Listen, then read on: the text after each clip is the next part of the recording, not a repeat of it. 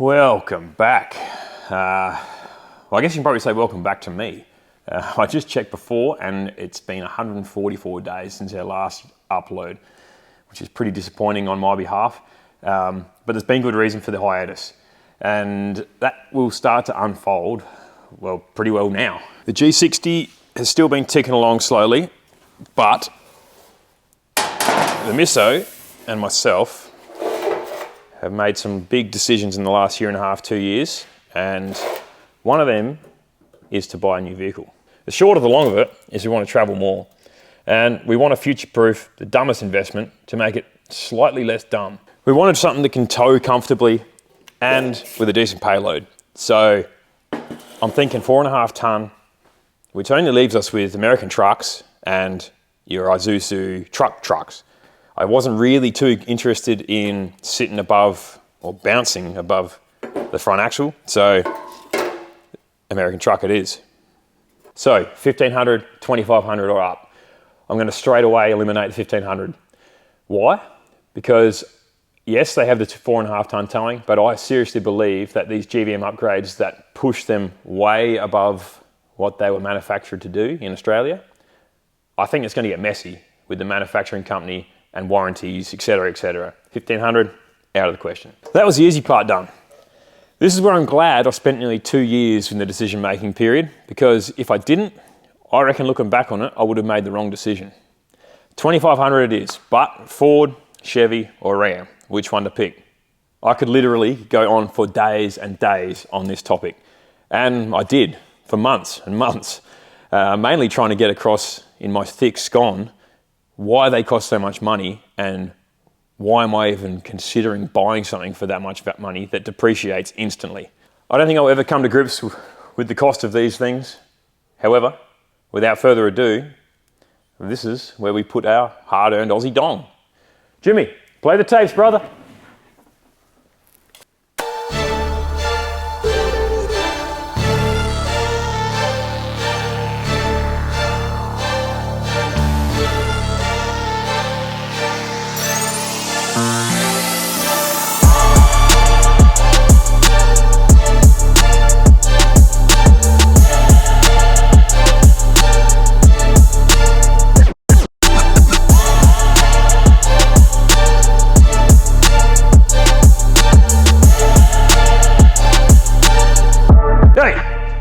Jimmy, what the fuck, man? Huh? Dull it down a bit. It's a stock car. Too dramatic. Dull it down. Okay. Yes, boss.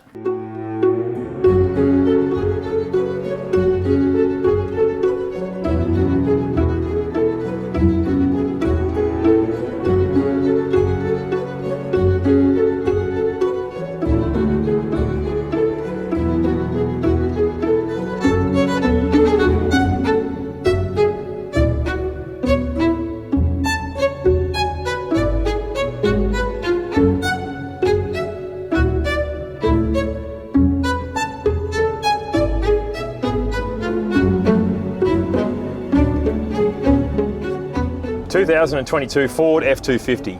That's what I've landed on. This vehicle was purchased through Harrison's in Victoria, and they get their trucks converted by VDC.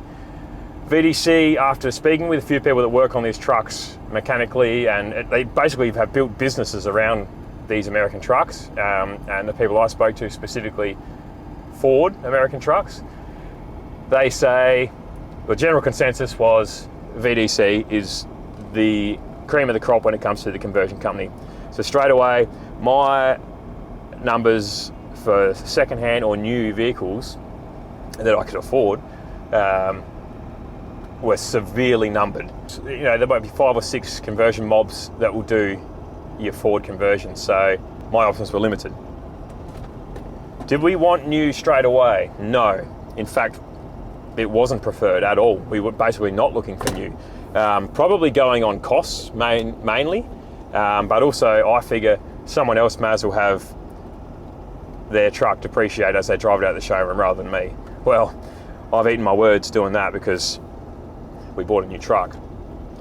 Another couple advantages of buying a new truck is insurance can be easier, especially for these expensive vehicles. Insurance companies can be very hesitant to insure, and also depending on the insurance company, you can get the immediate like replacement as on write-off. So you write it off, insurance company, no questions asked. Well, there'll be questions, but limited questions asked. Here's your new truck. So yeah, there was also a warranty involved as premium roadside assist with Harrison's as well. So there's definitely perks on having a new vehicle. Now, I keep going on about time, and we had a lot of time to make a decision. We probably would have bought, if it wasn't for the amount of time, we probably would have bought the Chevy 2500. That car was beautiful to drive. I actually think the gearbox in that is nicer than this. They're both a 10-speed, but I think that, from memory, it was quite a while ago now, that one was quite smooth.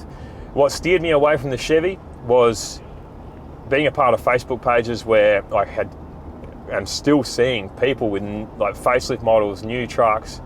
They're on tilt trays multiple times early on their trip, their lap around Oz or whatever, and I'm just like, that's not great with a $180,000 vehicle. Not only that, but I was also hearing mixed reports on shitty warranty by GMSV, so that scared me away from the Chevy. The Ram 2500, also test drove that.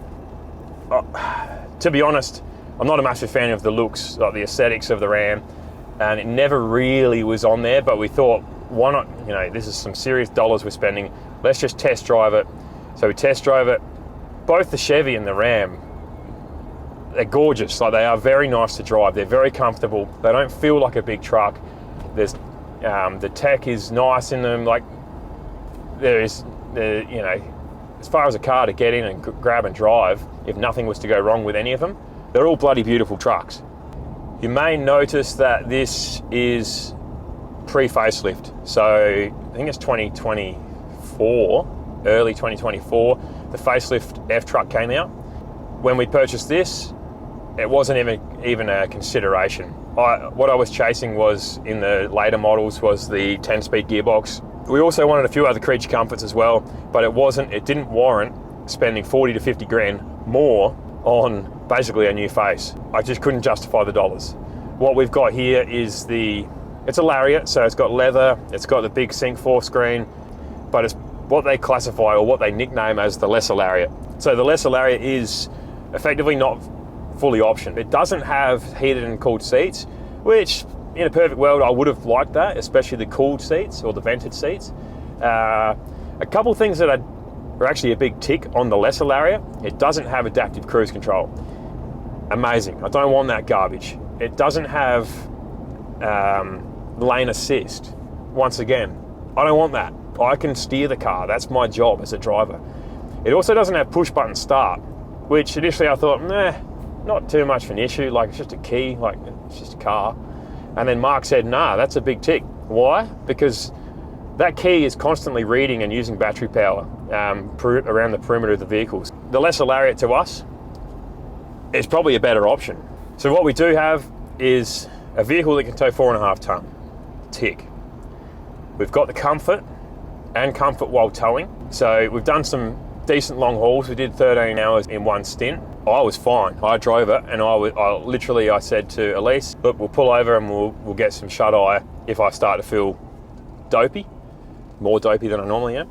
And I just kept driving. But yeah, it felt really comfortable. So bucket loads of power, bucket loads of torque. That's why you buy these vehicles. So this vehicle ticks a lot of boxes. What is the plans going forward with this vehicle? Is it going to stay stock? Well, if you've seen any of our previous vehicles over the years, or any of our stuff from YouTube or socials, you'll notice that it is hard for us to keep vehicles stock, especially the G60 that's happening at the moment. No, it won't be stock, but in saying that, it's not going to be the vehicle. There seems to be a common trend. We put 6-inch lifts and tractor tyres on these things, and they become, all of a sudden, the most impractical vehicle on the road. You can't get into your canopy. You can't get into the door without automatic steps. And as you'll see, as this plan unfolds, you'll understand that practicality to us in this particular build needs to be a full sense of the word, practical. For now, that's all for me. Like always, if you got questions or you want to ask what was my thought process with a different vehicle, or why not that vehicle? Put it in the comments below, because like I have gone around in circles for quite some time, like I keep saying, about this thought process. So any questions, jot it down below. You will see more about this vehicle. Things will happen a lot quicker than the G60, because this build is buy stuff and bolt it onto it, not build the car. And I promise it won't be 144 days until the next episode. So thanks for watching, and see you on the next one.